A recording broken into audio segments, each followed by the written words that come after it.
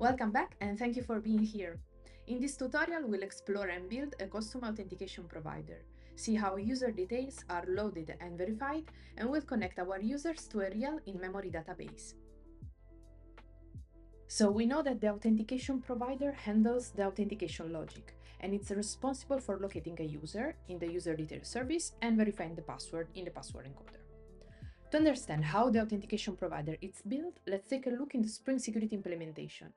Its structure consists mainly of two methods, authentication and support.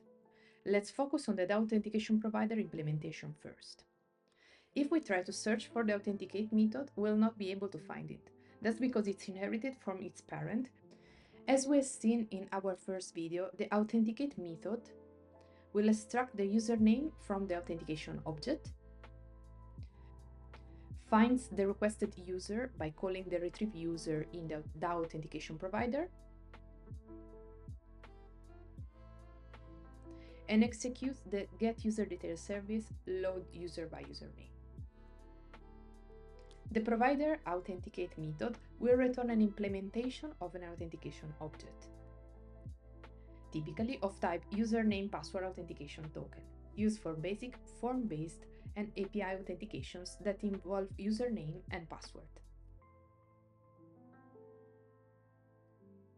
Let's build a simplified custom authentication provider which follows those steps. We can create a class for our in-custom implementation.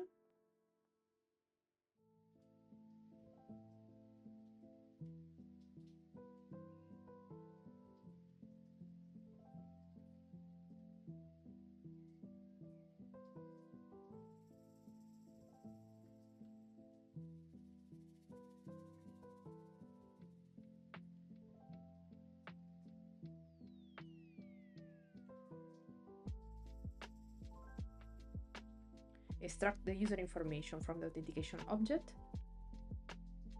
We can then retrieve the user from a source. In our case, we hardcode the valid credentials.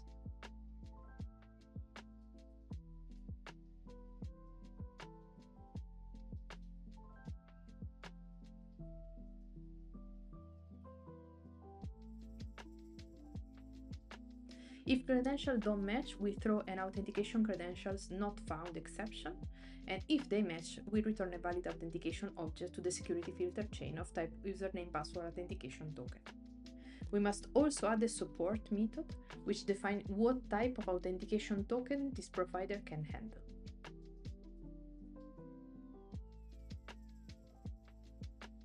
We must tell Spring Security about this custom provider then. The best way is to register the custom authentication provider in the security filter chain. We inject the custom authentication provider via constructor, and we'll use the authentication provider method on the HTTP security object.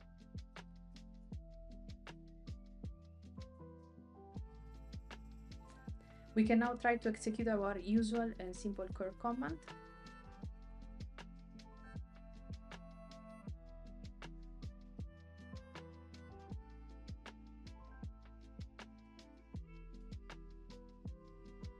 Before we get too caught up in interfaces and implementation names, let's do a quick recap of what it covers so far. User details implementation is user and mutable user, represent user information.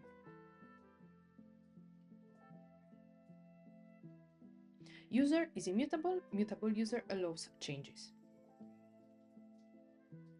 Authentication, it's implemented by username password authentication token, represent login credential and will depend on the login method that was used to authenticate.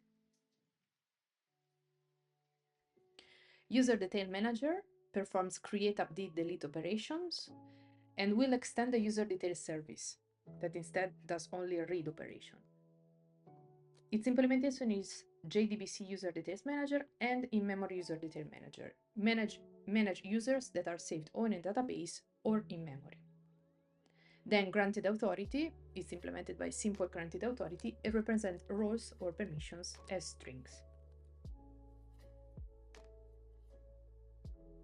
So what are granted authorities? They define what a user can do, read or modify the data, and is represented by a simple string.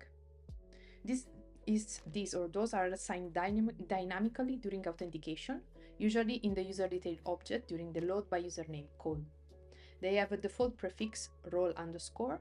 In another video, we'll see a bunch of ways to customize this.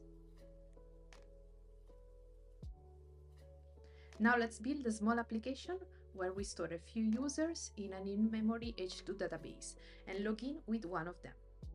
This step might seem not needed at first, but it's a step that will lead us to saving users in a real database, which we'll do in the next video. We configure the application file where we define our H2 data source, the driver DDL auto, which means that Hibernate will automatically update the database schema to match our JPA entity, and it will show the executed SQL in the console. Let's create an happy user entity, which represents the user in our H2 table happy users.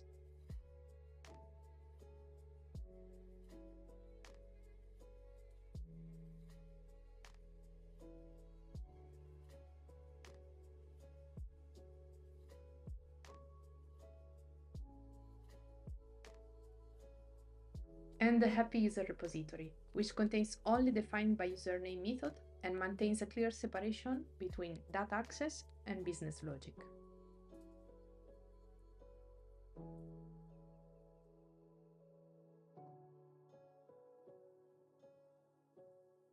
We then need to create a happy user class, which is our domain class for the authentication flow.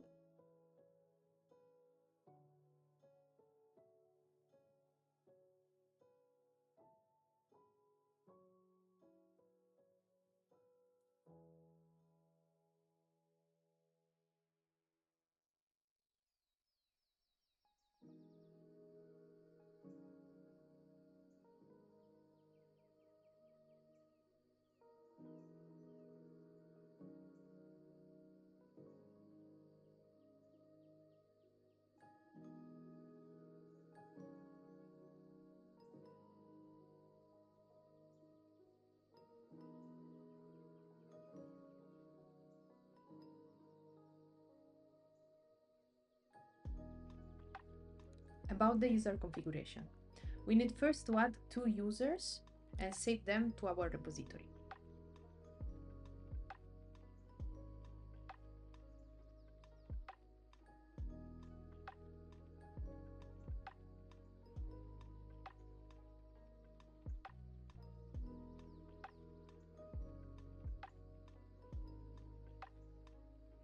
We add it as command line runner to run the initialization logic once at the application startup.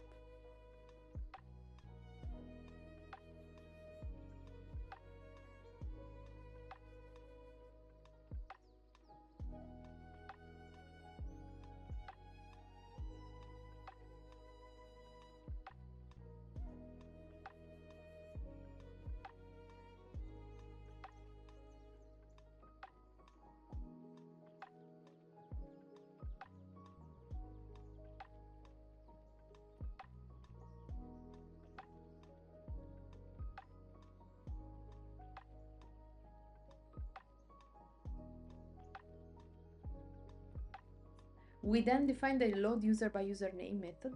We retrieve the 2 users from the repo when we just saved them, the happy users table. Otherwise, we throw a username not found exception. With this, we say that the access to an endpoint is allowed only for these 2 users.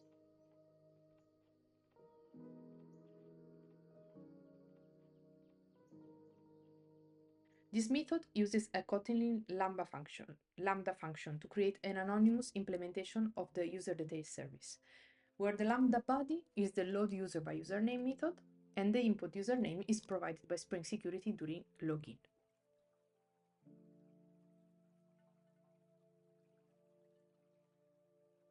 The retrieved user is transformed into a user details object, which is then used for the authentication logic.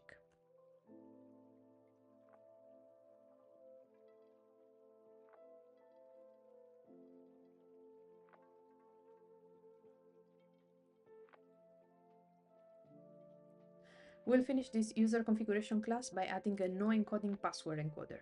This method is deprecated now, but we'll update it later.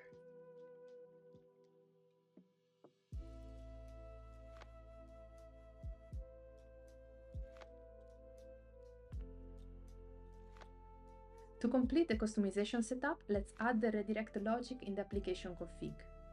This way, after logging in, users are redirected to our endpoint.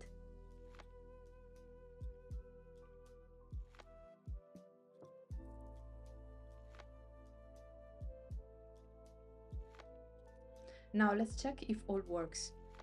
You can now perform an HTTPS request using the database credentials or log in directly via the browser. Let's first go to the login endpoint in the browser and authenticate with the Jiggle Panda user. We can see the result of our endpoint. Then we can try to log in with another username, which was not stored in our database. As expected, we still have 401 error. Spring Security does not give us access to the application. Thank you for watching. I hope this tutorial helped you understand the essentials of a simple authentication provider. Remember, mastering it and be able to implement the basic user detail service are key skills for building secure applications. If you found this helpful, be sure to like and subscribe, and see you next time.